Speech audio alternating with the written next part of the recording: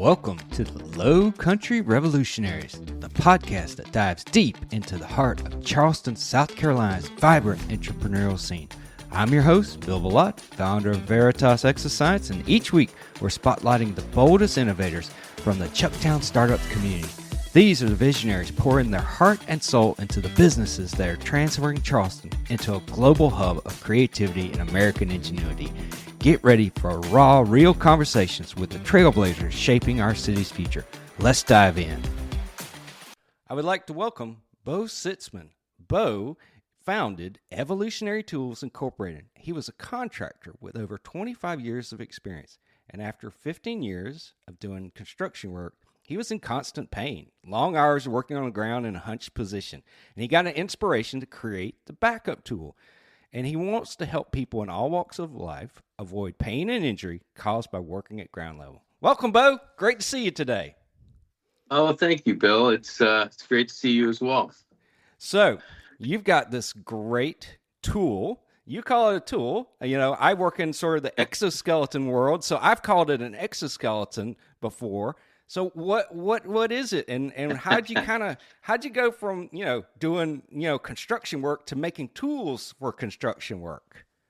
Oh, well, the difference between I guess the difference between a tool or an exoskeleton is it's interesting. I didn't know I had developed an exoskeleton necessarily until I did my very first show, which was about 2.5 years ago. And someone there at Boeing had stopped by the booth, and we had a great discussion about how they could use the tool and where they could use the tool. And then, that was the first time I had heard that, this resembles and actually meets a lot of the classifications for what's called an exoskeleton. To that point, to be honest with you, I had really developed this kind of in a silo. Right. I really didn't, I was never looking to fit into a classification or anything like that. It was more of, the tool was strictly built as a last line of defense against the very worst work, in my opinion, that was ever created. Oh yeah, which is working on the ground. Now, had I been working in an airplane, working above head. Yeah. For the last 15 years before that, then maybe I would tell you that the worst position ever invented was that. But oh yeah, what I had done for 15 years leading up to the point where I had to create this, and that's really kind of how I looked at it. It was either I solved for the problem that was going to take me out, or I just wise up like most people do and move on. Right. Right. I love that. I mean, you were solving something for yourself, but for a lot of people around the world, because doing groundwork, or I would say I'd call it you're on your knees, bent over in some awkward position, but you got to do it because like around here, we have a lot of folks that do crawl space and kind of work. Horrible stuff. Or doing insulation, or down here in Charleston, we have a huge Boeing manufacturing plant where they do a lot of painting and sanding and all that kind of stuff. So yes, yeah. I'll get back to the story on that and how when you invited me onto this podcast, I'm out here in Seattle. And you and I have met previously about exoskeletons at HFES. But, my ears perked up, was because I was just in Charleston in July, oh, nice. At the Boeing facility, and installing a display and updating a display, if you will. Inside what they call the safety dojo. Yeah, I know. I can see your shirt. I know everybody else is hearing audio, but I can see Beau's shirt, and it has a little safety dojo, and that's one of the big things in Boeing, if for people that don't know, is they have what's called a safety dojo, where they have lots of different tools and processes to help their workers do their work more effectively and safer. Of course, that's the way I understand it, right, Beau? Oh, it's an amazing program that they have put together, and there is, I would say that it's led by a guy by the name of Craig Morgan, amongst many other incredibly talented people. Right. But yeah, that's exactly it. I would say that it's revolutionary in the way that anybody in the facility has full access to like the safety dojo, Right. and they're able to just walk in there with whatever problem they have, ergonomically. Doesn't have to be an ergonomic problem necessarily, but a person can come in there with a drill, for example, that doesn't really is causing pain or Right. something like that, and they'll augment the solution, and then they will make that solution for that worker, and it's unbelievable, the talent that they have in there.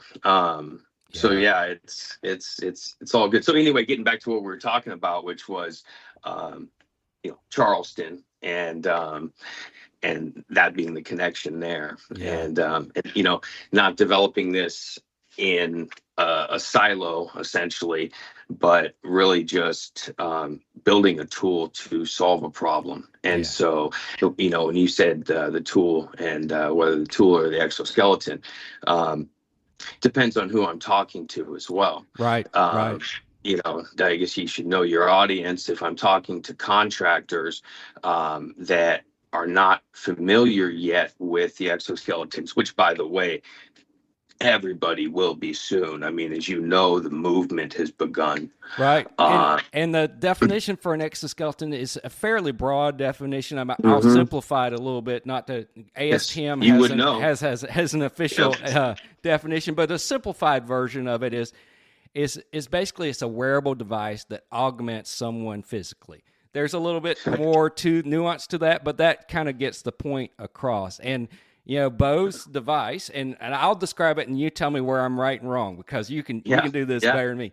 Beau's device is a device that basically provides support to your upper body while you're on the ground, usually kneeling or squatting, but usually kneeling, and it gives your hands free reign now, so you're not having to use one hand to hold yourself up, and it looks like an extra little arm or leg, and it clips on your chest. So, Beau, tell me how you describe it, because that's my kind of naive way. I love it.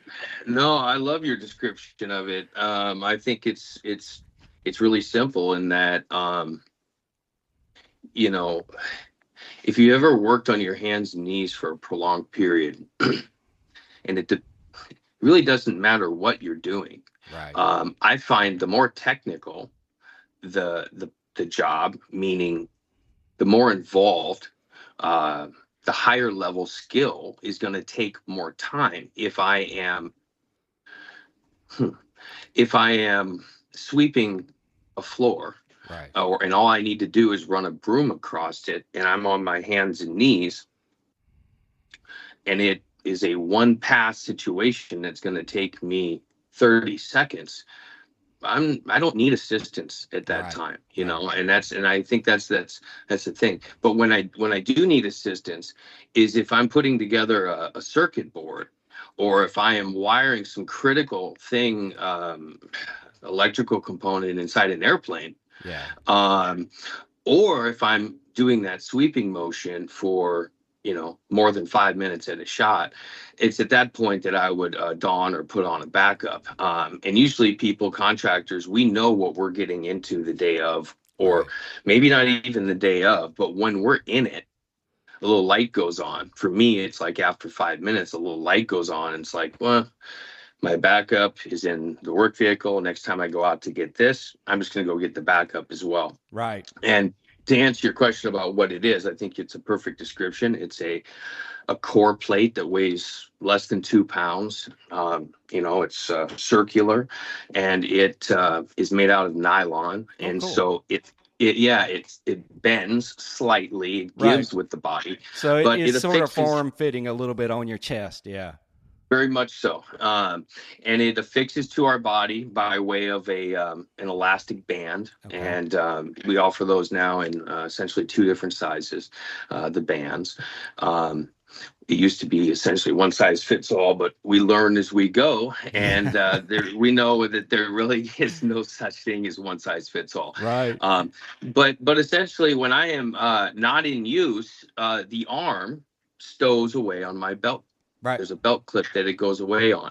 So if I am that work adjacent, that doesn't even mean that I have to essentially put the arm in. It's only when I need it, which is when I am in a forward-leaning position. For me, based upon my injuries and my history of work, my time limit or threshold for time is if it's a 5-minute job or more, I'll put the backup on. Right. Why? Because it takes 5 seconds, literally takes 5 seconds to put it on and and what happens when you do put the arm in to the chest plate and lean over, the minute that arm makes contact with the ground, you have now safely transferred over 55% of your body weight away from your low back and knees. And the byproduct of that is now you've doubled your range, so you're closer to your work. But now you have two hands free to complete the tasks. And that's essentially it. Now, whether I say complete the tasks or two hands free to keep a hand on, or two hands on a 6-inch grinder.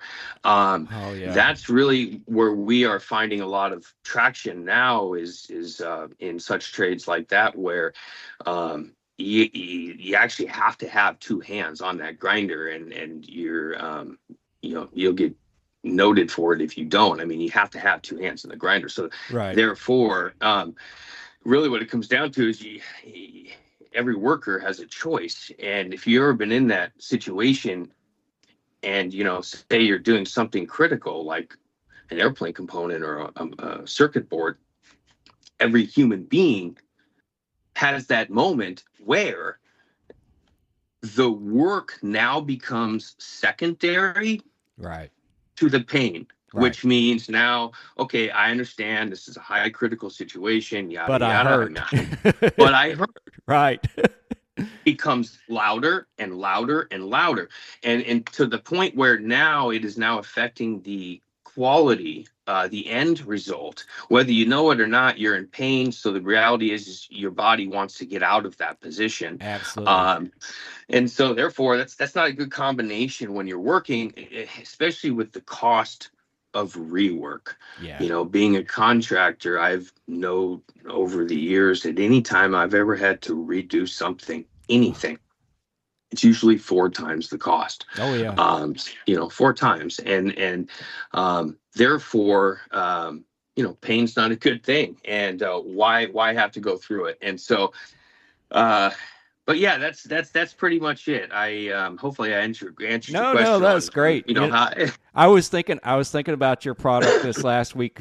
We had an old tree. It was an old tree that was so rotted that the woodpeckers lived in it and everything, and it fell across and sort of broke into a bunch of pieces. And I was taking a piece because I wanted to sort of cut it and what they're calling resawing, but basically make like a piece. It's a trunk, so I wanted to make a piece of lumber out of it, and a short section. And so I just had because I didn't want to bring it all the way in the garage. So I had just a little reciprocating saw, and I was I had it stood up where it was about it's about 3 feet section, and I was holding one side with one hand and using the reciprocating saw with my other hand. I'm going, man, this is probably not the safest or the most effective way, because the reciprocating saw was vibrating because I couldn't put 2 hands on it. Bouncing around. Yeah. And so when you said that about, putting 2 hands on things, I eventually got my wife to come hold the thing because, we get smarter as we get older. It's like, this looks stupid and I'm going to hurt myself eventually. But I was thinking, it's like, man, if I had a way to have everybody said that if I just had one more hand, and Oh yeah. I kind of think of like your product that way. It's like one more hand right there Yeah. where it's like, oh, this will keep me from doing something that's probably not very safe, but I could get away with it. We can all get away with it.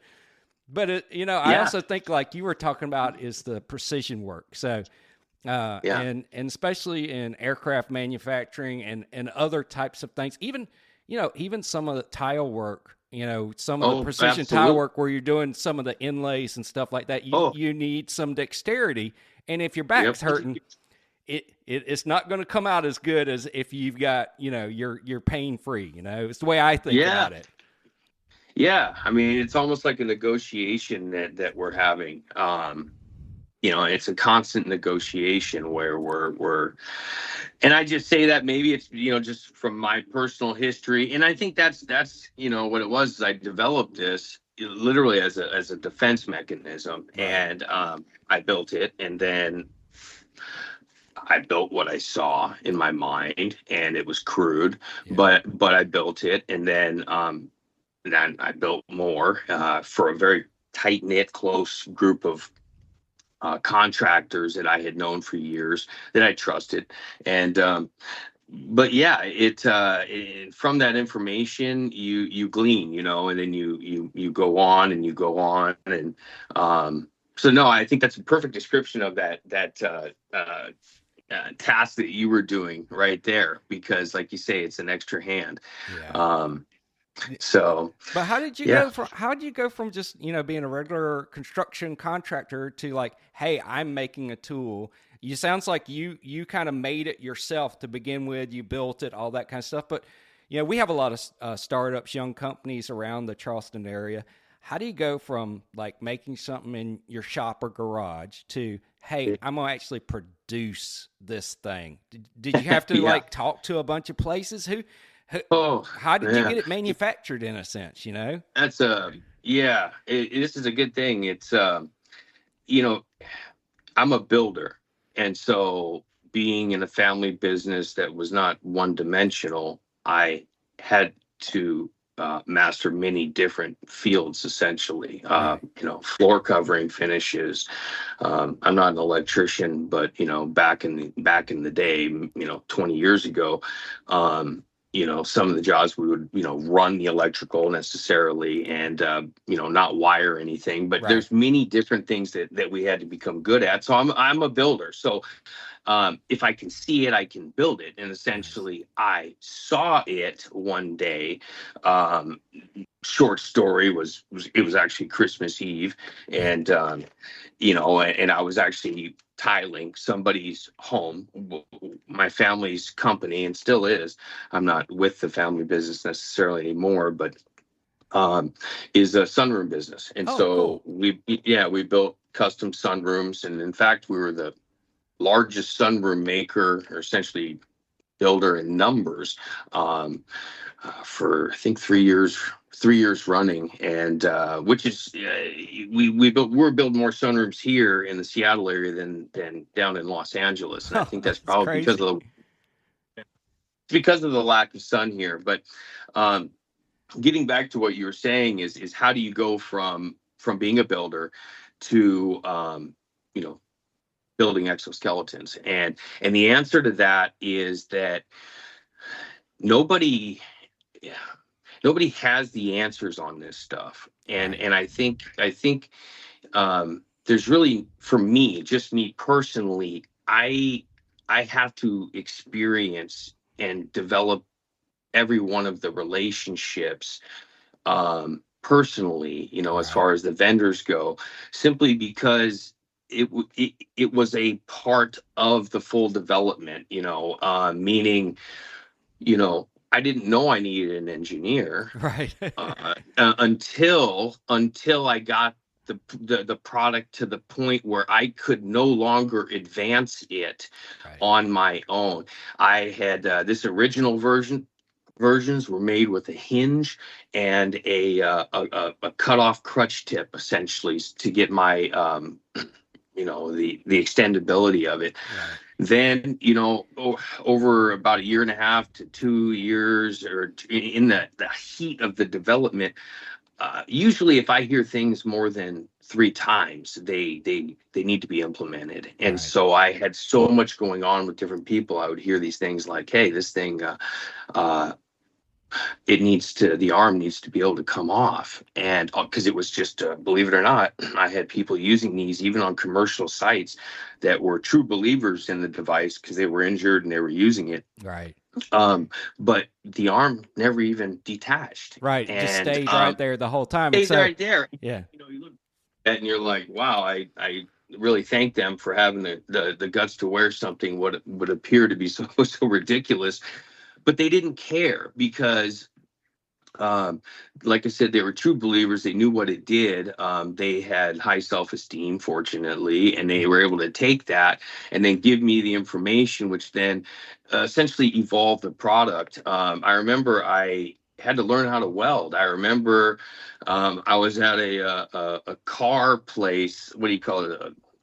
Where you Like can go scrap parts, oh, yeah. Yeah. and everybody kept telling me about this. You got to make it a removable arm. You got to make it a removable arm. So this is one of maybe 100 stories I could tell you like this during this evolution. But I remember thinking like, well, how do you? My mind was just like, well, how would I make a detachable arm? And all I could think of was the old schools. 60s, 70s seatbelts, like from GM, the metal ones. Yeah. Where you push the button and they're all metal. Right. Essentially, it's a metal buckle and it's a metal clip. And I was like, well, technically, if I was to take the buckle part, grind it off, weld it to the end of what used to be my hinge, Right. and then created a slot on top, I could drop that through into the thing, and then essentially I would have what is a push button Right. detachable arm. You just push it, click it out. Yeah. And I just remember thinking it was funny. I went to the scrap part, and the guy said, "Oh, what do you need?" I said, I just get a couple seat belts." And I remember it's probably not good. Tried to make it right with the guy, but when I went out there with a blade, and I took like 40 of these belts. Oh my gosh. And I didn't even think about it. And I went back into the guy, and I had a whole bucket of these things. And he's like, "You're supposed to take the entire system, the belt and everything." He's like, "You just ruined like 40 things." And I was like, oh man. Yeah. But I got them, and I had just learned how to weld. I self-taught myself. And then I had pictures of myself 10 years ago in my shop, just covered in black, just because I remember I used to grind for hours because I wasn't that good at welding, but I knew I could grind off and manipulate things if I was. It got to the point where I was grinding so much out here that, ergonomically speaking, the grinder I had became a problem for me. So I set up a rope above me with the last 2 feet being an elastic band. Right. Set it at the correct. I was grinding that much. But then, you realize you evolve past that point. And you realize that metal, in weight and things like that. I had actually found a metal manufacturer and found the cost of going that direction.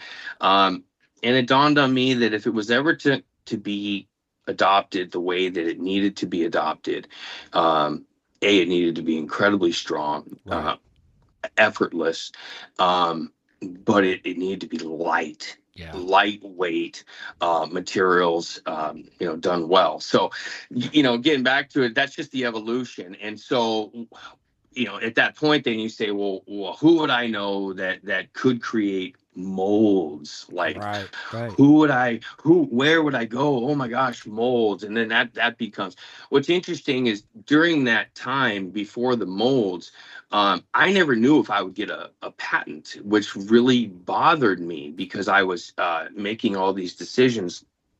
And, the creme de la creme, you have to have a patent if you're ever going to be successful at these things. And that was in my mind. Right. Yeah, I've heard the same thing. And I've heard other people say, "Oh, don't even bother with the patents, and they're not worth all the effort." And, I would agree, now having 10 patents, and that's what my attorney told me at my last count was I had 10.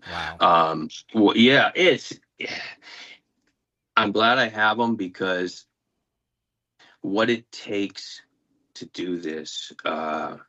You need whatever it's going to take to be able in your own mind to justify the amount of pain and that you're going to need to go through for as long as you have to go through to either prove it out or to disprove it out and to be able to move on with your life. For me, the thing about the backup is ever since the first time I built the first one, it's just been revolutionary. I've had people, even to this day, one of the reasons I still do this was like last week, I got a phone call from a guy in Massachusetts. He's 63 years old. He owns his own tile business. He's got, 4 or 5 employees, relatively, healthy, good company. And, but he got into tile because he loves tile. And he's made a success out of his life, and he has a great family and a good business. But as he's been aging in the last 4 or 5 years, he hasn't been able to be with the guys on the job anymore because of his back and knees. And so he called me last week, and I sent him a unit maybe 5 months ago. He bought a unit, and I sent it to him, and he just said, "Hey, I just wanted to call you and say that, man, you really built something here. And I don't know if you know how much it means to me that I'm using this tool and what it's done for me, but I just wanted to share that with you, that now I can keep up with the 25-year-olds now." That's amazing. Because it is. And he said, but the greatest challenge with the trades, and I have found this to be true, and it's absolutely true, which is when we are beginning in the trades, we don't know anything. We can say we do, but a lot of times you just got to learn. You got to make a lot of mistakes, and you got to do it for a lot of years. And and so but yeah, that's I just lost my train of thought. I was just thinking, Beau. So I went through a lot of school, became a scientist, all that, and exactly whether you're a tradesperson or a scientist, it's the exact same thing. You can come out with out of the best trade school out of the country, or come out of your PhD program. You don't know nothing until you actually get in a real lab and start doing stuff, and you learn. You learn all these things through experience. Yeah, and thank you for saying that. And he had called me and said that it's transformative for me. He's like, basically, I'm able to keep up with the guys, and that gets back to my point, is that in the trades, in the beginning, we don't know anything, and really what we need to do is just get that experience, and so he said, thank you for that, and that's what I think why I'm doing what I'm doing is I get these calls, and I know that the device is transformative, and it's fun to see that, because I got to tell you, when I was growing up, you always wonder, what are you going to do when you get older?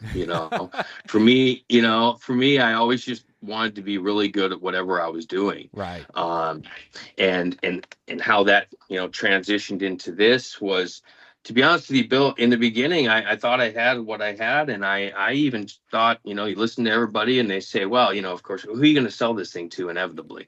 Because you can't do it yourself, And what I found is that that's probably true in most cases. But for me, because I'm so hands-on and I developed it, truth is I had to be the one that did it, because it was a strange enough device in the beginning that it takes that kind of faith to take it from being a strange device that's fringe to now being worn, by Boeing, by the Navy, by a lot of places now. And so, I'm waiting for it to show up in one of the big box stores like Home Depot or Lowe's. I'm like, I'm going to walk in one day and Beau's device is going to be sitting there. And I'm going to be like, hey, I know the guy that did this, Yeah, and it's a long journey to get to that point, and circling back, how do you go from a builder to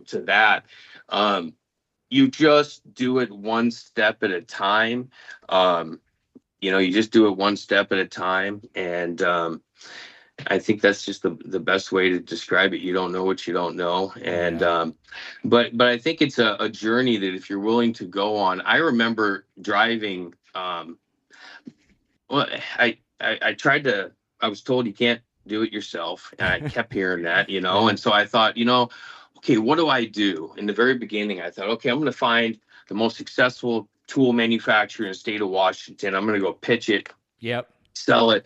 I'll take my percentage and I'll ride off into the sunset as move a on with successful life, inventor. right? Yeah. Move on with life, And I went up, I pitched the guy, extremely successful guy, has his own plane, he's got a huge facility, sells to 43 different countries, a lot of different cool tools. Nothing like the backup, but he's very successful. Right. And I remember I demoed it to him, and he just he really liked it, and he kind of pigeonholed it in a way and said that tile layers will like it, nobody else will like it, but I'll give you 5% to walk away. Yeah. And then I'll take it from here. And I just remember driving home, and I was thinking to myself, like, I've got something here, because otherwise he wouldn't have said what he said. The question is what I have here ultimately what will be adopted by the masses? I knew there was a voice inside me that said it's not there yet. And part of me wanted to dish it off because I didn't even want to get into, I hadn't made the decision yet to say. But I remember on that drive home, I was coming over the West Seattle Bridge, and I saw it was like a beam of light coming through. And I just remember thinking, like, well, what else am I going to do with my life? that could be this high of a calling, right, to help others. Right. I don't know if they're better, a higher calling than that. And that was a revolution to me, that through this idea, I could help a tremendous amount of people. But what scared me was I knew where I was mentally as a builder, and I didn't know anything about this world. Right. And I knew that, like, it was like the Grand Canyon between where I was and to where this guy was. Yeah. But I don't know why. I just thought to myself, I think I could do it. Like, and I just think that I think I could do it, not, being like, overly, overly ambitious or anything like that. I just thought to myself, I don't know anybody else that would be willing to stick with it for as long as it would take to actually do it. I think most people, like everybody else at that point, this guy said, this thing's perfect. This thing's great. It's good to go now. We'll remanufacture it just as it is. And I thought to myself, but what if it's not? Yeah, what if it's not? Right. What if it's not? And I know that it would take more time, and we have to make the arm releasable. You're probably not willing to do that. Yeah, but it'll for just me, go in the scrap heap somewhere, right? It just go in the scrap heap, and it'll never see the light of day. Yeah. But after I had given it to a couple different people, and they came back to me and they said the exact same thing that I said, which is, I can't believe this thing. I actually can't believe it. Like, what it does for you, it's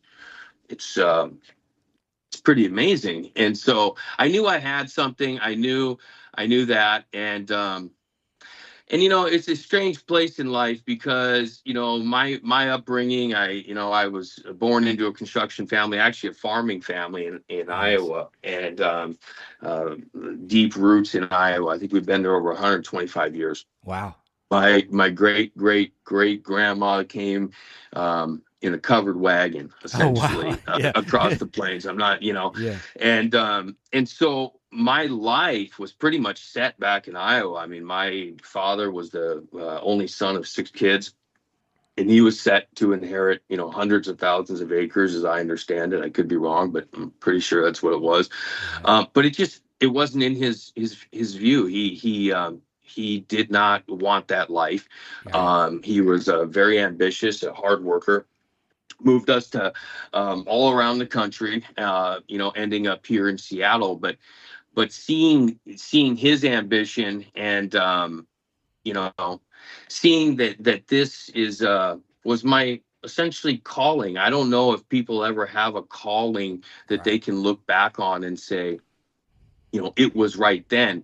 For me, it was right then, because the amount of pain that I had been going through was like, to me, it was crippling, just crippling. And it put me at a crossroads where I was like, I don't think I can do this anymore. And I'm relatively young. Right. And I thought to myself, if I'm healthy, athletic, and, you know, was athletic in high school, athletic all out of high school, if this is happening to me because of, you know, because of my passion for learning a trade, right, this is BS. Right. Frankly, I got really angry because I thought to myself, like, I've done everything I'm supposed to do. Like, why am I getting hurt? Right, getting hurt. In fact, I'm doing like twice as much as anybody else I know. I mean, I worked in a family business. I was the youngest of 3 sons, and so finished work was like my forte, and I was tiling a tremendous amount, doing everything right. And the thing is like with the trades, it's like, and this position in particular, it's like, the better you get at your trade or your task, you know, your specialty, the worse off you're going to be physically. Right. Because, you know, and so it's like, how is that fair? You know, how is it fair that I get rewarded for putting in all this time, you know, becoming a master at what I'm doing, only to have that trade, you know, basically sell me out, you know, and sell myself out down the road for injury. And it's just not fair. Right. And it was that unfairness, if you will, that really got me so angry, because I always looked at construction as an honorable, honorable trade. And in fact, as we're finding now, like with AI and everything like that, is now people are seeing a resurgence in the trades. I shouldn't say a resurgence, or I should say a lack of manpower in the trades, because for 30 years now we've been saying the trades are but now, you know, we're looking at it seeing, you know, in the next 15 to 20 years, the real people are, you know, the tremendous amount of opportunity in the trades, and especially with the exoskeletons, as you know, safeguarding a lot of what was traditionally dangerous work from an MSD standpoint. And it's, you know, my thing is, so I have a young son, and I don't know what he's going to do yet. You know, he doesn't know what he was going to do. But if he goes into trades, because, as you say, very honorable tradition, great work, good pay, and, you know, everything you kind of want. And I don't want him to do 20 years and then his back's gone, when he's just really, after 20 years, you're just really good at what you do now. And now you can do some amazing stuff, you know? And that, thank you for saying that. That brings me back to the whole point is it's such an interesting thing, because the worse we get, or the better we get at what we do, the worse off we are for it. And I just thought that was so unfair. You know, and the fact is that it doesn't have to be that way. And I think we're seeing that now with exoskeletons. And so, well, I mean, this is just I'm just amazed at all the things you've done, Beau. And this has been just amazing to hear this. I want you to come back on and tell me some more, because it sounds like you've got like a ton of more stories about this. I think I've just scratched the surface, and I feel like I was off topic, and I'm sorry for that. No, you're totally, you know, I want to tell you, you know, I think this will resonate with a lot of people out here in the Charleston area. You know, one of the things that Charleston's known for is called the Holy City. There's a lot of businesses with the Holy City in their name. And so, you know, you're talking about passion and having a calling, and you know, having some religious tenors to it, because you're trying to help 100%. People and trying to do something where you can bring meaning to your life and help other people at the same time. I think people will love that story. And, telling, entrepreneurs like that big decision you made right there. I guarantee you there are other people out there that are going through that right now. It's like, hey, I could take 5% and walk away. What should I do? Yep. So I really Yeah. appreciate you sharing that with us today. Oh, no, I can't thank you enough for having me on. As I said, I've got these pamphlets here to remind me of things to talk about. And I didn't even touch on the fact that, frankly, the Boeing connection, as much as I did, and, what they've been able to do in conjunction, working hand in hand with them as far as developing the product to what it is now, which we started with one arm for predominantly male use. Right. But not with Boeing. You have to be able to fit 95% of their population. Right. And so working with them for a year and a half, them giving me full access to all of the facilities to actually be on the planes, training people on the device. And then with the request that came in from them, now having 5 different attachments, not one. Now we have 5, and the backup services 3 different working positions. What used to be simply hands and knees work has now moved on to standing while hunched through the way of our 2 long arms, and then confined spaces. We created an attachment called the zero arm for when people are inside tanks and wings, and they are not even able to be on their hands and knees, but rather working off of their elbows and that crab type position and what that does to you. So we created an attachment called the zero arm, which allows them to be flat on their body. That's cool. So yeah. So no, what we should do, Beau, is we should get if we could find somebody from Boeing. We both have a couple of friends from Boeing, but see if they'd be willing to come on and talk about this. How do they work with entrepreneurs like yourself, small businesses, and help with the development process, and also help their own people at the same time? I think that would be an interesting story to kind of dive into that, right?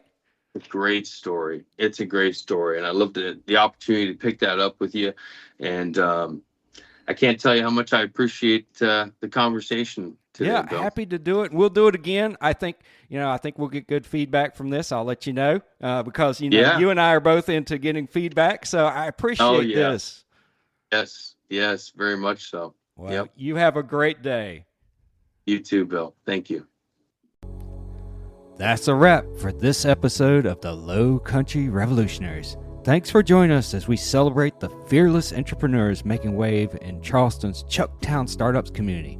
I'm Bill Bellot, and it's been an honor to share these inspiring stories with you. If you enjoyed this episode, subscribe, leave a review, and share it with someone who needs a spark of low country innovation. Until next time, keep pushing the boundaries of what's possible.